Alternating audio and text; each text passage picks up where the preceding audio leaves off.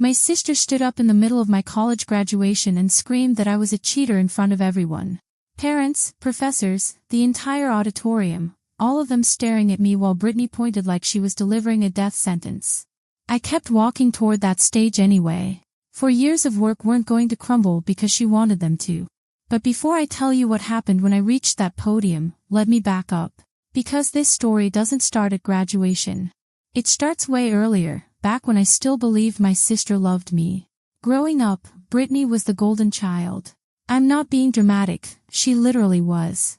At family dinners in Portland, relatives would lean in to hear her stories while I sat there nodding along, making myself smaller so she could shine brighter. She was louder, funnier, more magnetic. I didn't mind back then. I looked up to her. I remember being 7 years old, watching her perform in the school play. She forgot her lines halfway through, but she improvised so confidently that everyone thought it was part of the script. I wanted to be like that, fearless, unshakable. But something shifted when I stopped being the quiet little sister trailing behind her and started becoming my own person. Junior year of high school, my grades got better than hers. Teachers started calling on me more. Then a scholarship letter showed up with my name on it, and when Brittany smiled at me, it felt wrong. Like fruit that's been sitting out too long, sweet on the surface but rotting underneath. I tried to downplay it. Told her the scholarship wasn't a big deal, that she could have gotten one too if she'd applied. But that just made it worse. She looked at me like I'd insulted her on purpose. College made it worse. I left for campus with a duffel bag and psychology textbooks, excited to start fresh. Brittany had dropped out of her grad program and was back home. Different paths, different timing. I didn't think it mattered. I was wrong. The first sign came when my scholarship refund was short. Not by much, but enough to notice. The financial aid office gave me some vague explanation that didn't make sense. When I mentioned it to my parents, they exchanged this look, quick, guilty, like they knew something they weren't saying. Then the email started. A plagiarism complaint out of nowhere. An appointment with Professor Reynolds that I never cancelled, except someone had, using my email. A tutoring accusation from someone I'd never even met. Small things at first. Easy to brush off as clerical errors or mix-ups. But they kept coming, one after another, building on each other until I could feel people watching me differently in the hallways. Like I was someone they needed to be careful around. My roommate Morgan noticed before I said anything. "You're checking your phone like you're waiting for bad news," she said one night. The thing is, I wasn't waiting for bad news. I was waiting for a pattern. And deep down, I already knew what that pattern would spell out. I just didn't want to believe it. Because how do you accept that your sister, the girl who used to braid your hair before school, is actively trying to destroy your life? The months leading up to graduation felt like living in a nightmare that wouldn't quite show itself. Just enough wrong to make me question everything, but not enough to prove anything. Another scholarship adjustment. A missing form I'd already submitted. My campus account locked for suspicious activity. I sat in my dorm staring at that login screen, feeling like the system itself was telling me I didn't belong. I called the IT department 3 times. Each time they told me it was probably just a glitch, but to change my password to be safe. I did. It happened again 2 weeks later. Then Professor Reynolds called me into his office. "Someone filed a complaint," he said carefully. "They're claiming you plagiarized your behavioral analysis report." My stomach dropped. That report had taken me weeks. Late nights, cold leftovers, endless revisions. It was my work. I'd interviewed 12 people, compiled 30 pages of research, spent hours cross-referencing sources. "I don't believe it," he added quickly. "I'm telling you so you can prepare." Prepare for what? A war I didn't start. The whispers followed me everywhere after that. Classmates gave me weird looks. A girl in my lab group wouldn't make eye contact. Even Morgan, who trusted me completely, asked if I thought someone was targeting me. "I don't know," I lied. But I did know. I just couldn't say it out loud yet. The breaking point came when I found an email in my inbox, apparently sent by me to a faculty assistant, canceling a meeting I desperately needed for my capstone review. The tone wasn't mine. The phrasing wasn't mine. But the damage? That was all mine to deal with. I sat on my bed that night scrolling through old memories of Brittany like I was watching a movie I'd seen before but never really understood. The backhanded comments. The sharp smiles when I succeeded. The way she'd compare everything we did, keeping score of a competition I didn't know we were having. There was this one Thanksgiving, sophomore year. I'd mentioned getting an internship offer, and Brittany had gone completely silent for the rest of dinner. Later, Mom pulled me aside and asked if I could be more sensitive about my accomplishments around Brittany. Like I was supposed to make myself smaller again, just like when we were kids. She'd been drifting since dropping out of grad school, always bitter, always tallying up what I had versus what she'd lost. And right then, the truth clicked into place. This wasn't random bad luck. This wasn't the universe being cruel. Someone was methodically tearing down everything I'd built. And that someone was my sister. I drove home that weekend and found my dad in the backyard. Has Brittany ever said anything about me? About school? I asked. He paused, water from the hose spilling onto his shoes. She's been tense, he admitted. Said you get everything handed to you. I told her that wasn't fair. What else did she say? He looked uncomfortable. That you act like you're better than her. That you're always showing off. I wasn't showing off. I was just living my life. But to Brittany, my existence had become a personal attack. But the damage was done. The fracture was already there. Back at campus, I made a decision. No more guessing. No more hoping I was wrong. I contacted Marcus Webb, a tech investigator a friend had recommended. Within days, he found the ghosts in my accounts. And they all had the same name attached to them. Brittany. Marcus didn't waste time when we met. He just listened while I laid out everything, the payments, the emails, the accusations that clung to me like smoke. If someone's been in your accounts, they left footprints, he said. People always do. 3 days later, he showed me proof. These are your login logs, he said, pointing at his screen. Except these ones here, those aren't yours. The access came from a home network in Portland. My chest tightened. The same network where your parents live. There was only one person in that house who knew my passwords, my security questions, my habits inside and out. Brittany.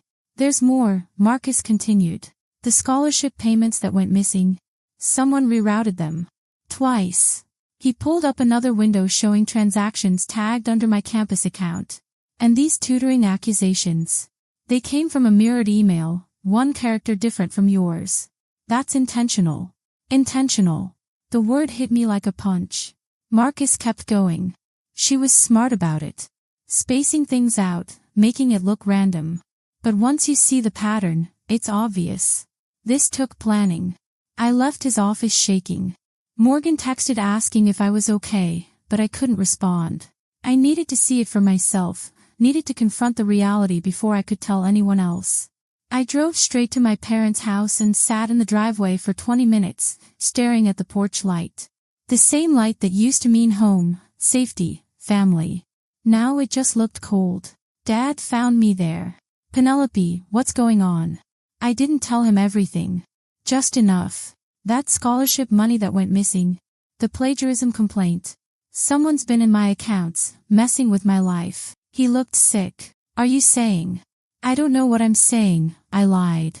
Not until I have proof. Because the truth would break him. He still believed Brittany was complicated but not cruel. Wounded but not dangerous. He didn't see what she was doing because I'd spent years covering it up with a smile. But I wasn't covering anything anymore. That night, I pulled together every file, every screenshot, every piece of evidence Marcus had confirmed. If Brittany wanted to destroy what I'd built, I was going to protect it with everything I had. I contacted attorney Diana Foster the next morning. She reviewed what I brought and asked one question. When do you want this to stop? When it's not just me she can hurt, I said. Diana looked at me for a long moment. You understand what you're doing here. Once we move forward, there's no going back. This will change your family forever. My family changed the moment she decided to do this, I replied. I'm just making sure she can't do it to anyone else. That's when everything shifted. I wasn't reacting anymore. I was preparing. Graduation was 2 weeks away. I put all the evidence into a sealed envelope and tucked it away. And for the first time in months, I felt something other than fear. I felt ready. Those last 2 weeks felt like living in two different worlds. In one, I was a normal graduating student, returning my dorm key, finishing finals, trying on my cap and gown. In the other, I was preparing for a quiet war that Brittany didn't know she'd already lost. Morgan asked me once during those final days if I was scared. No, I told her. I'm done being scared. The night before graduation, I barely slept. I laid everything out, the envelope, the printed logs, the statement Diana helped me prepare. My hands didn't shake anymore. They were steady. At sunrise, I slipped the envelope into the inner lining of my gown and walked out the door. The university auditorium was already buzzing when I arrived. Students hugging, parents fanning themselves with programs, faculty lining up in their regalia. Everything looked normal, festive, hopeful. But underneath it all, I felt that slow pulse of dread tapping in my chest. Not fear of Brittany, fear of what she was about to force me to reveal. When my family arrived, I saw it immediately. Brittany wasn't dressed like someone attending a graduation. She was dressed like someone hosting a show. White blazer, dramatic makeup, posture too perfect. She scanned the room with hungry eyes, looking for attention she hadn't earned yet. Mom waved at me too brightly. Dad hugged me tight, lingering like he sensed something was coming. Brittany stood behind them with her arms folded. Congrats, she said smoothly. Big day. Yeah, I replied. Huge. Her smile flickered, sharp and predatory. And for just a second, I saw the plan in her eyes. She didn't come to celebrate. She came to strike. I took my seat on stage with the honors students. From up there, the crowd looked massive. The lights warmed my face, and a strange calm settled into my bones. Dean Anderson met my eye from his seat. We'd spoken the night before. He knew everything. He gave me the slightest nod. The ceremony began. Speeches, applause, music swelling and fading. My name was alphabetically toward the end, which meant Brittany had plenty of time to decide how she'd ruin my day. And she took it. I heard the scrape first, her chair snapping backward. Then her voice. She cheated her way through college. The sound ripped through the auditorium like fabric tearing. Conversation stopped mid-sentence. Faculty froze. Phones lifted instantly, capturing the spectacle she wanted so desperately. She doesn't deserve that diploma. Brittany shouted again, louder, pointing directly at me. She lied. She manipulated the system. Ask anyone. Dozens of faces turned toward me. Joy shifted to shock, confusion, concern. A sea of eyes all asking the same question, is it true? I stood. Every step down that aisle felt deliberate. The click of my heels like a countdown. I didn't look at Brittany, not because I feared what she'd say next, but because I already knew everything she was about to lose. Students shifted to let me through. Some whispered. Some stared openly. A few looked away like my humiliation might be contagious. But humiliation wasn't what I felt anymore. It was purpose. The dean waited at the podium with a steady expression, his hands resting on the stack of diplomas. When I reached him, the room was still buzzing with Brittany's accusations. But his voice, when he spoke, was calm. Penelope Coleman. I accepted my diploma, lifted my chin, and leaned in just an inch. It's under my seat, I whispered. Envelope marked A19. He didn't flinch. He didn't ask questions. He simply smiled, small, knowing, and nodded. That nod was the quiet beginning of the end. Behind us, security moved discreetly. A faculty member approached the row where Brittany still stood, chest heaving, makeup cracking under the heat of her performance. She didn't realize the room was no longer hers. As I walked off stage, the energy shifted. The whispers changed. A woman in the second row lowered her phone, frowning, not at me, but at Brittany. A professor shook his head. A reporter leaned forward, scribbling notes.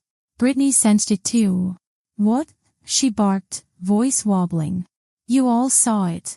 She didn't deny anything. She just stood there. She didn't understand that sometimes silence isn't an admission. Sometimes silence is strategy. Security reached her row.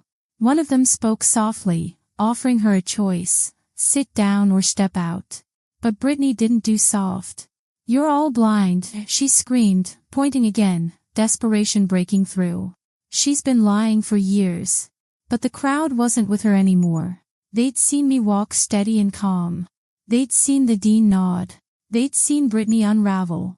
And unravel she did. Her voice cracked first, then her hands, then the control she'd always believed she had, over me, over our family, over the narrative. Security gently guided her toward the aisle. It wasn't forceful. It wasn't harsh. It was simply the natural conclusion of her own choices. When she reached the doors at the back, she turned one last time, eyes burning. You think this is over, Penelope? You think that little whisper makes you innocent? I didn't look back. I didn't need to. Because the truth was already moving, quietly, legally, irrevocably. After the ceremony, I met the dean backstage. He held the envelope I'd hidden. This is serious, he said gently. So was what she did, I replied. He nodded. You did the right thing. Deanna arrived minutes later. She reviewed the contents quickly, logs, statements, summaries, screenshots, transaction evidence. Everything pointing in one direction. She won't be able to spin this, Diana said. Not in front of the academic board, not in civil court, not anywhere. And just like that, the final stage of Brittany's plan collapsed. Not because I shouted. Not because I fought her in front of everyone. But because I refused to fight on her terms. The investigation launched the next morning. By the end of the week, Brittany was banned from campus pending review. 2 professors came forward with suspicious emails they dismissed earlier. The scholarship office traced the rerouted payments directly to accounts tied to her device. When Marcus submitted his digital report, the board didn't need more than one meeting. Brittany's sabotage was undeniable. And her outburst at graduation, the very spectacle she thought would destroy me, became the clearest evidence of her motive, her obsession, and her malicious intent. In the quiet after the storm, something unexpected happened. I didn't feel victorious. I felt free. The academic board issued its findings within weeks. Brittany had accessed my accounts, redirected scholarship payments, fabricated emails, and attempted to interfere with my academic standing. She was officially banned from campus and referred for civil action. When Diana filed the restitution claim, the evidence was so clean the negotiations barely lasted an hour. My parents didn't take it well. Shock first, then denial, then quiet acceptance when the paperwork left no room for imagination. Dad called one evening, his voice heavy. I should have seen it, he whispered. You couldn't have known, I said. She hid it well. But the signs were there. The way she talked about you. I thought it was just sibling rivalry. So did I admitted. Until it wasn't. I didn't blame him. Brittany had always known how to hide in the spaces where love blurred into assumption. She'd been doing it our whole lives, playing the victim when she was the one causing the damage, turning her failures into everyone else's fault. Mom took longer to come around. She kept asking if maybe there was a misunderstanding, if maybe Brittany had just made a mistake. But the evidence didn't lie. The timestamps, the login locations, the rerouted payments, it was all there, undeniable and deliberate. She's still your sister, Mom said during one particularly hard conversation. I know, I replied. But that doesn't mean I have to let her destroy me. That was the hardest part for Mom to accept. She wanted us to be a family again, like we were before. But some things, once broken, don't go back to how they were. They become something else entirely. I moved to a small apartment in Corvallis soon after. Nothing fancy, but sunlight poured through the windows every morning. I bought a second-hand table, adopted a cat who immediately claimed every chair, and let my life become simple again. For the first time in years, my days weren't shaped by fear or second-guessing. I studied. I walked. I breathed. And little by little, the space Brittany once filled with chaos became something gentler, room to rebuild myself on my own terms.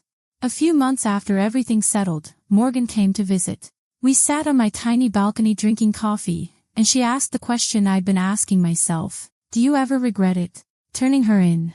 I thought about it for a long time. No, I finally said. I regret that it had to happen. I regret that she made those choices. But I don't regret protecting myself. Do you think you'll ever talk to her again?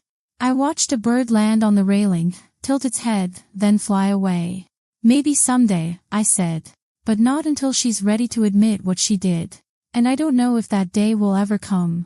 And that was the truth. I would have given anything for Brittany to be the sister I needed her to be. But she wasn't. And pretending otherwise would have only hurt me more. The restitution money came through eventually. It covered what she'd stolen and then some. I put most of it toward my student loans and donated the rest to a scholarship fund for students who'd faced academic sabotage. If my pain could help someone else, then maybe it meant something. If there's one thing I learned through all of this, it's that telling the truth isn't about winning. It's about finally stepping out of the shadows someone else built for you. Brittany's choices shaped my pain, but they don't shape my future. I built that myself, piece by piece, with proof, patience, and a refusal to shrink any longer. If you've ever had to stand up to someone who should have protected you, someone who turned love into competition and support into sabotage, I want you to know, you're not alone. Share your story in the comments. I read every single one. And if you want more stories like this, stories about standing up, speaking truth, and reclaiming your life, don't forget to comment and subscribe. Sometimes the bravest thing you can do is refuse to let someone else's darkness define your light.